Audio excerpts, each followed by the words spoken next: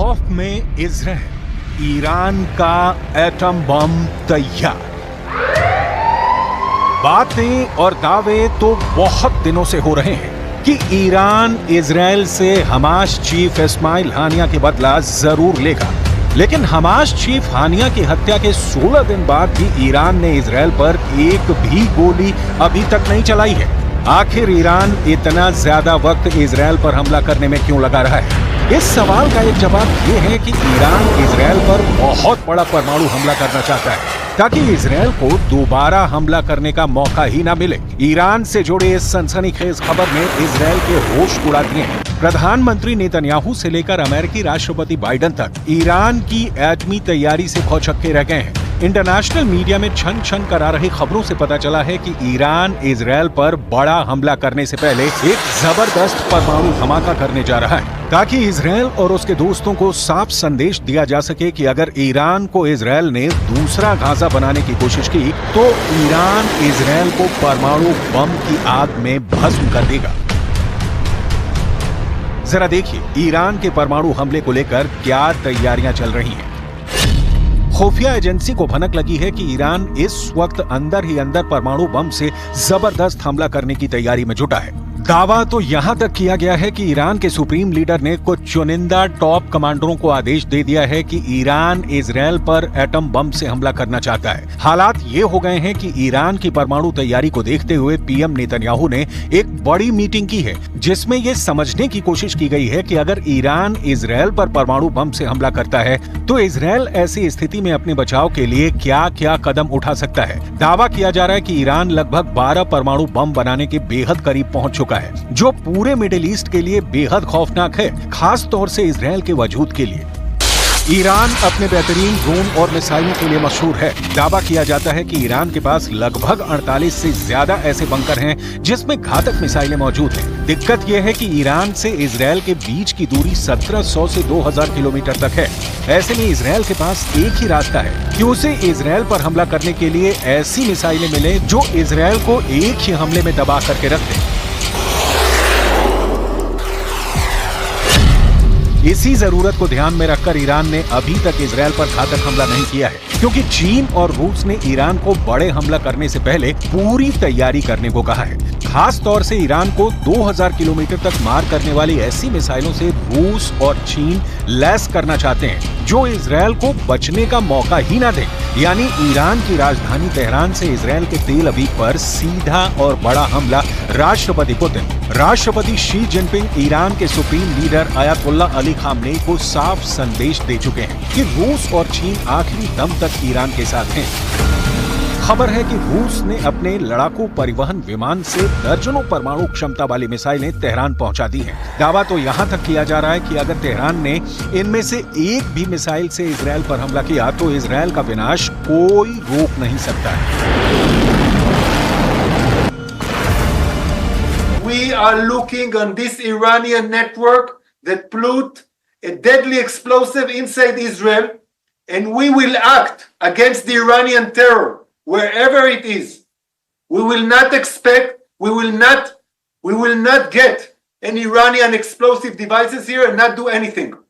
We will act determinedly against the Iranian terror wherever it is. Iran की missile जरूरतों के मद्देनजर उसे रूस ने इस्कंदर मिसाइलें दी है।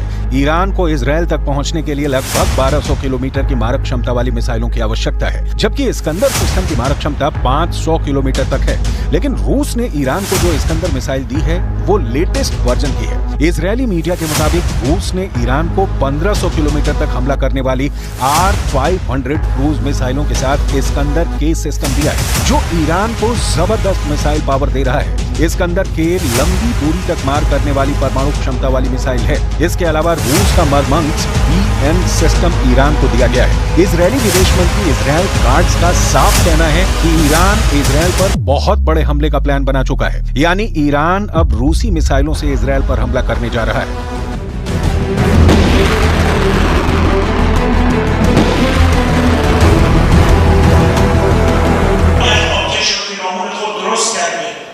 و فکر میکنه که میتواند کشورها را با ترور دانشمندان هسته‌ای را در خیابان‌ها ترور کنند تا یک کشور از دستیابی به انرژی هسته‌ای باز بماند. این مضحک‌ترین استراتژی است برای دستیابی به یک هدف سیاسی.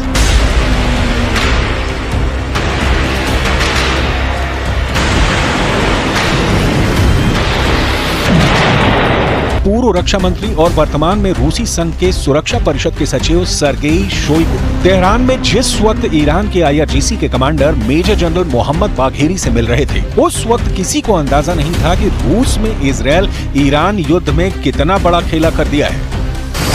इजरायली मीडिया के दावों के मुताबिक ईरान की राजधानी तेहरान में गुप्त मीटिंग हुई है, जिसमें रूस ने तुरंत ही ईरान की सभी मांगे मान ली हैं। दावा किया गया है कि रूस की तरफ से पूर्व रक्षा मंत्री सर्गेई शोइगु ने IRGC के top commander major general Mohammad Bagheri की और उन्हें परमाणु क्षमता वाली मिसाइलें देने का रास्ता साफ कर दिया है। दावा किया जा रहा है कि राष्ट्रपति पुतिन के आदेश के बाद सैन्य परिवहन विमान IL-76 ने रूस से उड़ान भरी, जिसने ईरान के गुप्त ठिकाने पर रूसी इस्कंदर मिसाइलों को ईरान पहुंचा दिया है। इसके अलावा रूस ने ईरान को उपग्रह नेविगेशन सिस्टम मरमंग्स BNEWS भी दिया है। रूस की इस्कंदर परमाणु क्षमता वाली मिसाइल कुछ मिनट में ही तैयार की जा सकती है। इस मिसाइल के मिलने से ईरान अब इजरायल में घुसकर कभी भी इस्कंदर मिसाइल से हमला कर सकता है, जबकि रूस का उपग्रह नेविगेशन सिस्टम मरमंग्स BNEWS ईरान को ऐसी क्षमता देगा कि इजरायल के लड़ाकू जेट और मिसाइलें हमला तक नहीं कर पाएंगी।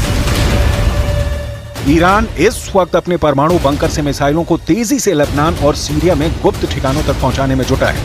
IRGC के टॉप कमांडरों को साफ आदेश है कि कम से कम मूवमेंट की जाए, इजरायल के जासूसी नेटवर्क को चकमा देते हुए मिसाइलों को अड्डों पर पहुंचाया जाए। खबर तो ये भी है कि रूस के कुछ कमांडर गुप्त तरीके से ईरान की जबरदस्त मदद कर रहे हैं।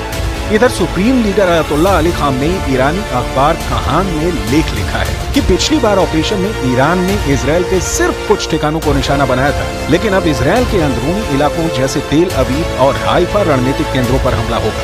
खामनेई ने ये भी लिखा है कि हानिया की हत्या में शामिल इजरायली अधिकारियों के घरों को निशाना बनाया जाएगा। इस बार का हमला बड़ा खतरनाक होगा, जिसे इंटरसेप्ट करना भी मुश्किल होगा।